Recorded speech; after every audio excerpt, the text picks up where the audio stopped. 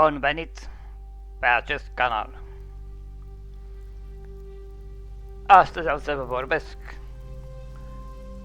despre câteva curiozități și informații interesante despre apă. Apa este peste tot în jurul nostru. O bem, spălăm lucruri cu ea, o transformăm în gheață și ne punem în suc vara, înnotăm în ea, o privim cum cade din cer în diverse forme și așa mai departe. Apa este un element indispensabil vieții. Faptul că nu am putea trăi fără ea este deja cunoscut. Și deși ne folosim de ea atât de des, sunt atât de multe informații despre apă pe care nu le știm.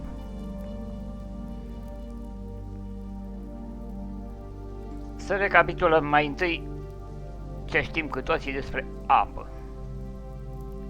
Apa este un lichid inodor, insipid și incolor, care se găsește în natură sub formă lichidă, solidă și gazoasă.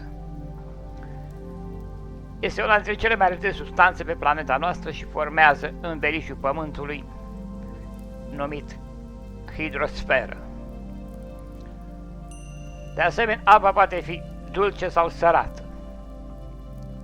Apa sărată se găsește în oceane și mări, iar apa dulce poate fi în stare solidă în ghețari, calote polare, zăpadă sau prin soare, în general în precipitații solide. Și în stare lichidă, în ape curgătoare, stătătoare, precipitații lichide, ploi și ape freatice sau subterane. În stare gazoasă, apa formează nori și determină umiditatea aerului. Fiind mereu în mișcare și având capacitatea de a se transforma în diferite stări, se formează procesul numit ciclul apei în natură. Apa este lipicioasă.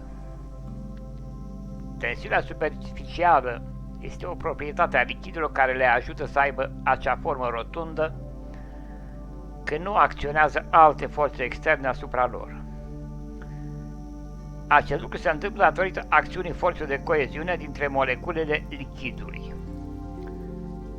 Altfel spus, moleculele sunt atrase de suprafețe, chiar și ale altor molecule lichide, ca atunci când se unesc picăturile de apă. Din acest motiv putem spune că moleculelor le place să se lipească de lucruri, în special una de alta. Acesta este unul dintre fenomenele căruia îi datorăm viața, pentru că înseamnă că apa poate duce sângele prin vasele înguste din organism, de multe ori împotriva forței de gravitație. Oamenii sunt aproximativ 70% apă. Cantitatea de apă pe care corpul uman o conține se schimbă pe parcursul vieții. Se schimbă pe parcursul vieții atunci când începe să se contureze fătul, este format din aproximativ 95% apă, iar până la naștere ajunge la 77% apă. Corpul uman adult conține între 60 și 70% apă. Majoritatea acestei ape, mai exact 2/3, se află în celule. De exemplu, o persoană de 70 kg are în jur de 40-42 de litri de apă în corp. În Finlanda se găsește cea mai pură apă de pe glob. Potrivit unui studiu realizat de UNESCO în anii 2003, unde a fost analizată apa din 122 de țări, cea mai pură apă s-a găsit în Finlanda. Apa 80% din lacuri este de o calitate bună sau excelentă. Au multe resurse de apă subterană pură, iar oamenii o pot bea fără să o prelucreze. Consumul de apă la robinet este un privilegiu pe care finlandezii îl au zilnic. O persoană poate să trăiască aproape o lună fără mâncare, însă mai puțin de o săptămână fără apă. Oamenii au nevoie ca să supraviețuiască, iar aceasta se pierde ușor prin cele mai simple activități pe care le facem, cum ar fi respirația și transpirația. Dacă are o stare bună de sănătate, se află în condiții optime, adică o temperatură constantă la un efort minim, un om poate supraviețui între 3 și 5 zile fără apă. Mai puțin de 1% din apa de pe pământ este potabilă. Planeta este acoperită de apă în proporție de 71%, din care mai puțin de 1% este apă potabilă sau dulce și poate fi consumată în stare ei naturală. Mai concret spus, există aproximativ 1,5 miliarde de kilometri cub de apă pe pământ, adică echivalentul a 800 de miliarde de piscine olimpice. Din aceasta, 97% este sărată, 2,1% este închisă în calotele polare și mai puțin de 1% este disponibilă ca apă potabilă.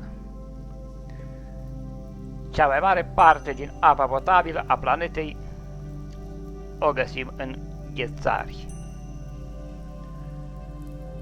Cea mai densă apă întotdeauna se lasă la fundul lacului. Densitatea apei cea mai mare atunci când apa are 4 grade Celsius. Aceasta înseamnă că apa de la fundul lacului are permanent o temperatură de 4 grade Celsius, în timp ce gheața și apa rece se ridică la suprafață. Din această cauză, când lacurile îngheață, gheața rămâne flotabilă la suprafață și peștii pot înota liberi în partea de mai jos. Dacă apa nu ar avea această calitate, viața nu ar putea continua peste iarnă în lacuri. Sunetul se propagă mai rapid prin apă decât prin aer. Sunetul este o variație în presiune, o vibrație a moleculelor. În aer, moleculele sunt separate la distanțe mai mari una de cealaltă, motiv pentru care interacționează mai slab. Vibrația moleculelor se transformă încet de la una la cealaltă, de aceea în aer viteza sunetului este mai mică. Apa însă este mai densă și moleculele de apă sunt legate una de cealaltă. De aceea vibrația moleculelor se transmite mai eficient. Viteza sunetului în apă este de 4 ori mai mare decât viteza sunetului în aer. Apa ca atare nu conduce energia electrică. Moleculele de H2O nu conduc curentul electric, dar acest lucru este posibil din cauza impurităților pe care apa le conține. Moleculele de apă nu au nicio sarcină electrică, motiv pentru care ele nu pot transmite electronii. Curentul electric se formează prin transmiterea electronilor de la un atom la altul. Așadar, fără transmitere de electroni, electricitatea nu ar putea călători prin apă distilată sau apă pură. Apa conține a doua cea mai răspândită moleculă din univers. Cea mai frecventă moleculă din univers este hidrogenul gazos, H2, compus al moleculei de apă. Hidrogenul este format din un proton și un electron. Este singurul element chimic cunoscut care nu are niciun neutron și este cel mai simplu element din univers, fapt care îi explică abundența. Apa este singura substanță care este mai puțin densă atunci când se află în stare solidă. În ziua de astăzi există riscul să crezi că există atât de multe tipuri de apă încât nu mai știi ce să alegi.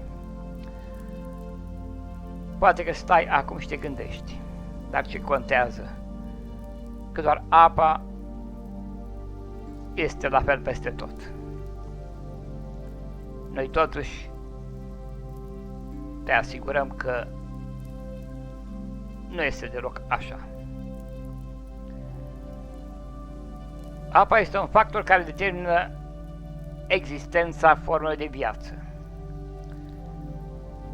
Peste tot pe unde există apă lichidă pe pământ, există și viață. Chiar dacă apa este aproape de temperatura fierbinte. De exemplu, există un ocean fierbinte sub crusta de gheață a satelitului planetei Saturn, numită Enceladus, probabil întins pe un strat de rocă. Deoarece izvoarele hidrotermale de la fundul oceanului de pe pământ sunt considerate una din cele mai plauzibile candidați de unde a start viața pe pământ, astrobiologii cred că Enceladus este un loc mai bun pentru a căuta viața extraterestră. Există gheață la polii Lunii, la polii planetelor Marte și Mercur. Consumul rapid al unei cantități mari de apă poate duce la intoxicația cu apă. Intoxicația cu apă se produce atunci când apa diluează nivelul de sodiu în sânge și provoacă un dezechilibru de apă în creier. Intoxicația cu apă este cel mai probabil să apară în timpul perioadelor de performanțe atletice intense. Toată apa de pe pământ a ajuns aici și se presupune a fi din comete și asteroizi. Există teorii care spun că acest lucru s-ar fi întâmplat cu până la 4,5 miliarde, 3,8 miliarde de ani în urmă. În Antarctica a fost acoperită de gheață mai mult de 30 de milioane de ani. În momentul de față, Antarctica este acoperită cu 10.000 de miliarde de tone de zăpadă și gheață. Având 14 milioane de kilometri pătrați, este al 5-lea continent ca suprafață. Aproximativ 90% din suprafața Antarcticii este acoperită de o pătură de gheață cu grosimea medie de 1,6 km. Cea mai mare grosime a acestui strat ajunge la 4,8 km. Mai sunt o mulțime de informații interesante pe care apa în formă pe care o știm le poate oferi. Apa fiind substanța care ne-a însoțit de-a lungul existenței vieții. Toate acestea ne ajută să înțelegem mai bine acum un lucru extrem de simplu. De apă avem nevoie în fiecare zi. Apa este elementul indispensabil vieții pe această planetă. Pentru astăzi, doar atât. Vom încerca să detaliem în materialele viitoare. Pentru persoanele care vizionează acest material și încă nu au reușit să se aboneze, îi îndemn sau le recomand să o facă. Abonarea este total gratuită. De asemenea, este important să distribuiți materialul în rețelele dumneavoastră pentru a ajunge la cât mai multe persoane posibil dornice și interesate de astfel de informații. Vă mulțumesc pentru participare și vă doresc succes în tot ceea ce faceți. Vă aștept la un nou material.